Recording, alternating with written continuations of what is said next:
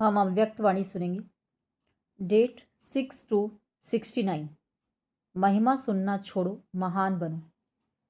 सभी याद की यात्रा में बैठे हो। पढ़ाई का सार तो समझ में आ गया। उस सार को जीवन में लाकर के दुनिया को वह राज सुनाना है। रचयिता और रचना की नॉलेज को तो समझ गए हो। सुना तो बहुत है, लेकिन अब जो सुना है वह स्वरूप बन के सभी को दिखाना है। कैसे दिखाएंगे? आपकी हर चलन से बाप और दादा के चरित्र नजर आवे। आपकी आंखों में उस ही बाप को देखें। आपकी वाणी से उन्हीं की नॉलेज को सुने। हर चलन में हर चरित्र समाया हुआ होना चाहिए। सिर्फ बाप के चरित्र नहीं, लेकिन बाप के चरित्र देख बच्चे भी चरित्रवान बन जाएं। आपके चित्र में उसी अलौकिक चित्र को देखें। आपके व्यक्त रूप में अव्यक्त मूर्त नजर आवे। ऐसा पुरुषार्थ करके जो बाप दादा ने मेहनत की है उसका फलस्वरूप दिखाना है। जैसे अज्ञान काल में भी कोई कोई बच्चों में जैसे कि बाप ही नजर आता है। उनके बोलचाल से अनुभव होता है जैसे कि बाप है। इसी रीति से जो अनन्य बच्चे हैं, उन एक एक बच्चे द्वारा बाप के गुण प्रत्यक्ष होने चाहिए और होंगे। कैसे होंगे? उनका मुख्य प्रयत्न क्या है? मुख्य बात यही है जो साकार रूप से भी सुनाया है कि याद की यात्रा अव्यक्त स्थिति में स्थित होकर हर कर्म करना है। अब तो बच्चों को बहुत सामना करना है, लेकिन समर्थ साथ है, इसलिए कोई मुश्किल नहीं है। सिर्फ एक बात सभी को ध्यान में रखनी है कि सामना करने के लिए बीच बीच में रुकावट भी आएंगी। सामना करने में रुकावट कौन सी आएगी मालूम है? देह अभिमान। देह अभिमान तो एक मूल बात है, लेकिन सामना करने के लिए बीच में कामना विघ्न डालेगी। कौन सी कामना? मेरा नाम हो, मैं ऐसा हूँ, मेरे से राय क्यों नहीं ली, मेरा मूल्य क्यों नहीं रखा। यह अनेक प्रकार की कामनाएं सामना करने में विघ्न रूप में आएंगी। ये याद रखना है, हमको कोई कामना नहीं करनी है, सामना करना है। अगर कोई कामना की तो सामना नहीं कर सकेंगे। और अव्यक्त स्थिति में महान बनने के लिए एक बात जो कहते रहते हैं, वह धारण कर ली तो बहुत जल्दी और सहज अव्यक्त स्थिति में स्थित हो जाएंगे। वह कौन सी बात? हम अभी मेहमान हैं, क्योंकि आप सभी को भी वाया सूक्ष्म वतन होकर घर चलना है। हम मेहमान हैं, ऐसा समझने से महान स्थिति में स्थित हो जाएंगे। मेहमान के बजाय जरा भी एक शब्द में अंतर कर लिया तो गिरावट भी आ जाएगी। वह कौन सा शब्द? मेहमान समझना है, लेकिन महिमा में नहीं आना है। अगर महिमा में आ गए तो मेहमान नहीं बनेंगे। मेहमान समझेंगे तो महान बनेंगे। है जरा सा अंतर, मेहमान और महिमा। लेकिन जरा सा अंतर भी अवस्था को बहुत नीचे ऊपर कर देता है। तुम सभी को ज्ञान कौन सा देते हो? त्रिमूर्ति का। जैसे त्रिमूर्ति का ज्ञान औरों को देते हो, वैसे अपने पास भी 3 बातों का ज्ञान रखना है। 3 बातें छोड़ो और 3 बातें धारण करो। अब यह 3 बातें छोड़ेंगे तभी स्वरूप में स्थित होंगे, सर्विस में सफलता भी होगी। बताओ कौन सी 3 बातें छोड़नी है? जो सर्विस में विघ्न डालती है वह छोड़नी है। एक तो कभी भी कोई बहाना नहीं देना।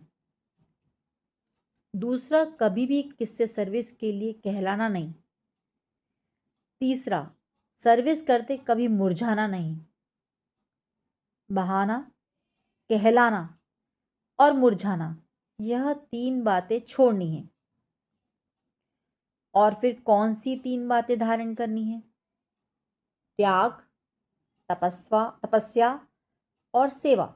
यह 3 बातें धारणा में चाहिए।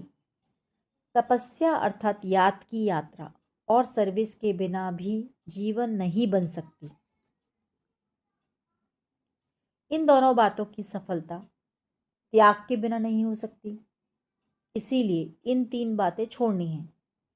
और 3 बातें धारण करनी है। अगर इन 3 बातों की धारणा हुई तो क्या बन जाएंगे? जो आपका गायन है ना, वही स्वरूप बन जाएंगे। यहाँ आबू में भी आपका गायन है। किस रूप में और कौन सा रूप यादगार का है?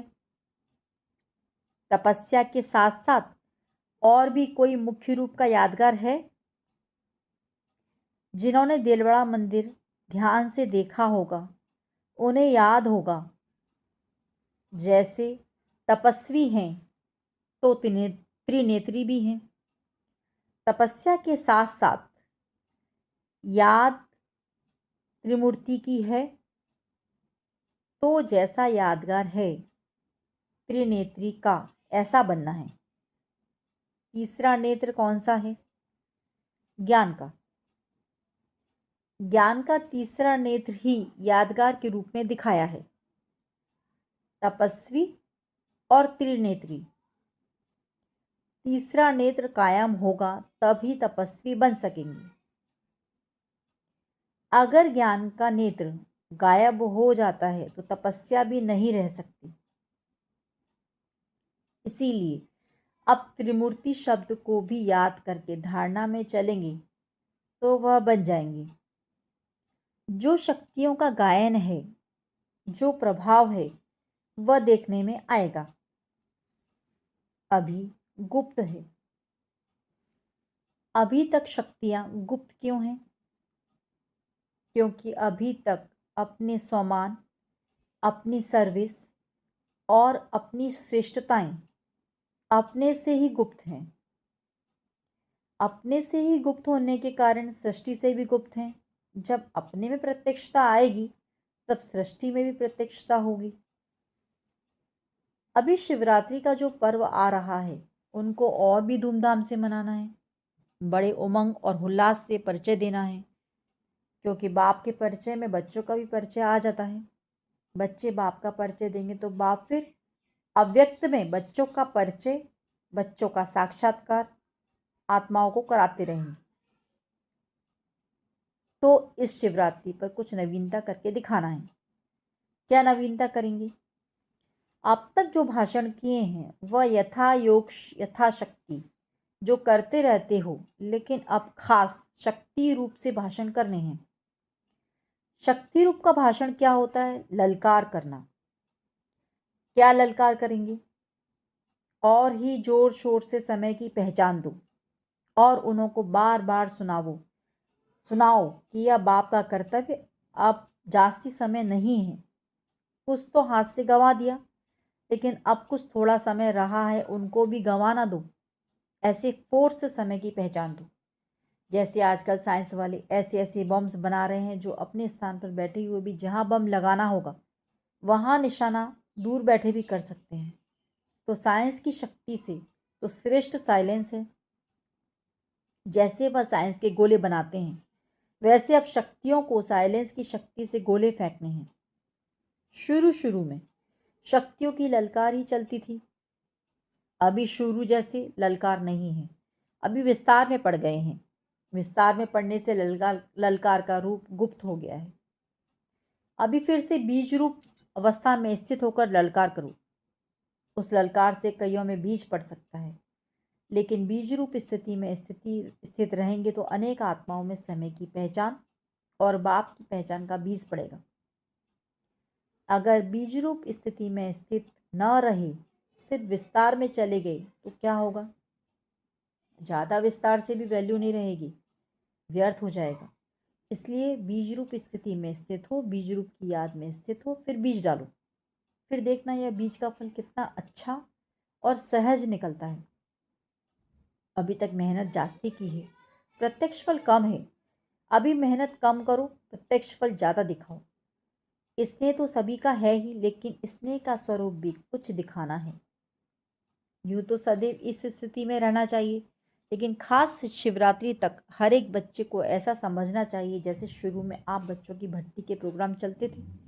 इस रीति से हर एक को समझना चाहिए। शिवरात्रि तक हमको याद की यात्रा में भट्टी में ही रहना है। बिल्कुल अव्यक्त स्थिति में स्थित रहने का, अपनी चेकिंग करने का ध्यान रखो। फिर इस अव्यक्त स्थिति का कितना प्रभाव निकलता है? मुश्किल नहीं है, बहुत सहज है। कारोबार में आते हुए भी भट्टी चल सकती है। यह तो आंतरिक स्थिति है। आंतरिक स्थिति का प्रभाव जास्ती पड़ता है। सभी अमृत वेले मुलाकात करते हो, अभी तक ऐसा वायुमंडल नहीं पहुंचा है। अब तक मधुबन वालों ने भी स्नेह का सबूत नहीं दिया है। चारों ओर से बहुत कम बच्चे हैं जिन्होंने स्नेह का सबूत दिया है। बाप का बच्चों से कितना स्नेह था। स्नेह का सबूत प्रैक्टिकल में कितना समय दिया, क्या दिया था, याद है? खास अपनी तबीयत को भी न देखकर क्या सबूत दिया था। अपनी शारीरिक स्थिति को ना देखते भी कितना समय खास सर्च लाइट देते थे। कितना समय स्नेह का सबूत दिया। आप कहते थे शरीर पर इफेक्ट आता है, लेकिन बाबा ने अपने शरीर को देखा। यह स्नेह का सबूत था। अब बच्चों को भी रिटर्न में स्नेह का सबूत देना है। जो कर्म करके दिखाया वही करना है। अमृतवेली जैसे साकार रूप में करके दिखाया वैसे ही बच्चों को करना चाहिए। नहीं तो अब तक यही रिजल्ट देखी है। इस बात में अपने दिल को खुश कर लेते हैं, उठे और बैठे, लेकिन वह रुहाब शक्ति स्वरूप की स्मृति नहीं रहती। शक्ति रूप के बदले क्या मिक्स हो गया है? सुस्ती। तो सुस्ती मिक्स होने से मुलाकात करते हैं, लेकिन लाइन क्लियर नहीं होती है, इसलिए मुलाकात से जो अनुभव होना चाहिए वह नहीं कर पाते हैं। मिक्सचर है। यहाँ शुरू करेंगे तो मधुबन वासियों को देख सब करेंगे। मधुबन निवासी को जो खास स्नेह है उनको खास सेक्रीफाइस करना है। स्नेह में हमेशा सेक्रीफाइस किया जाता है। अच्छा, ओम शांति।